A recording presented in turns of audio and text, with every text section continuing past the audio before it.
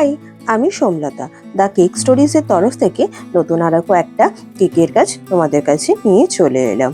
কাজের চাপের জন্য রেগুলার তোমাদের সঙ্গে ভিডিওগুলো শেয়ার করেই উঠতে পারছি না।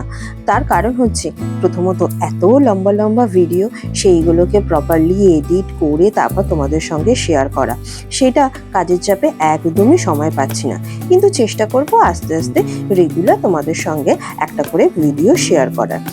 তো তোমরা এখানে দেখতেই পাচ্ছ আমি একটা নতুন স্ট্রাকচারাল কেক করছি।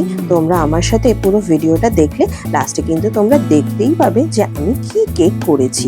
আর স্ট্রাকচারাল কেকের ক্ষেত্রে সবসময় যদি চকলেট কেক হয় তাহলে স্ট্রাকচার আনাটা খুব সুবিধাজনক হয়, কিন্তু এমনি যদি ক্রিমের বেসেরও কেক করা যায় কিন্তু সেই ক্ষেত্রে স্ট্রাকচারটা প্রপারলি আনতে একটু টাফ মনে হয় আমার ক্ষেত্রে।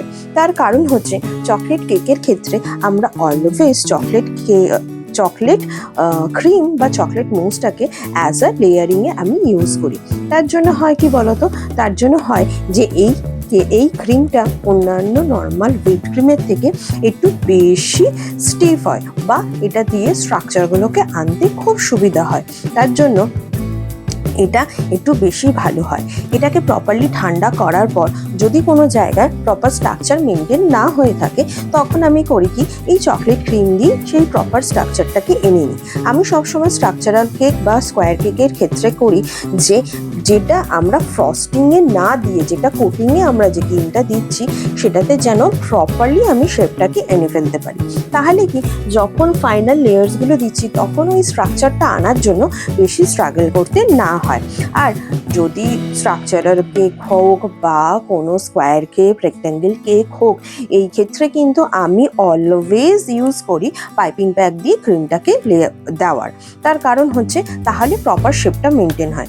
রাউন্ড কেকের ক্ষেত্রে কি হয়, রাউন্ড কেকের ক্ষেত্রে ক্রিমটা দিতে দিতে তোমার করতে করতে অ্যাডজাস্টেবল হয়ে যায়, বিকজ আমরা ম্যাক্সিমাম কেকই কিন্তু রাউন্ড কেকে পাই, তাই সেখানে কিন্তু অসুবিধা হয় না। But square cake, rectangle cake বা স্ট্রাকচারাল কেকের ক্ষেত্রে যেহেতু বিভিন্ন স্ট্রাকচারের হয়, তো সেই ক্ষেত্রে পাইপিং ব্যাগ দিয়ে দিলে স্ট্রাকচারটা প্রপার মেনটেন হয়। আমার যেহেতু নতুন নতুন কেকের ক্ষেত্রে ভিডিও করা অ্যান্ড সেগুলোর লং ভিডিও, আমার ভিডিও করার প্লেসটাও যেহেতু আলাদা, সেই কারণে অনেক সময় হয় কি বলতো, আমি ভিডিওর ক্যামেরাটাকে অন করতেই ভুলে যাই, নাহলে রেকর্ড করতেই ভুলে যাই, তাই অনেক ক্লিপ কিন্তু মাঝে মাঝে অ্যাড যায়।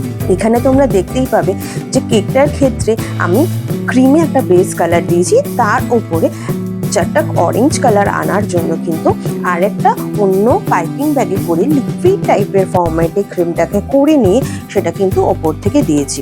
এতে কি কালারটাও আমার কম লাগলো, ক্রিমটাও আমার প্রপারলি স্মুথ হলো, ইভেন কালারটা খুব সুন্দরভাবে কেকের মধ্যে কিন্তু প্রমিনেন্ট এলো। এতে কিন্তু টেস্টের কোনো ডিফারেন্স আসবে না। সেই ক্রিমটা দেওয়ার পর কিন্তু আমি কেকটাকে চেষ্টা করেছি প্রপারলি ফিনিশিং দেওয়ার। এখানে তোমাদেরকে বলে রাখি যে ওই রেকর্ডিং অন করতে ভুলে গেছি বলে বাদ চলে গেছে, ফাইনাল লুকসটা তোমাদের সঙ্গে শেয়ার করলাম।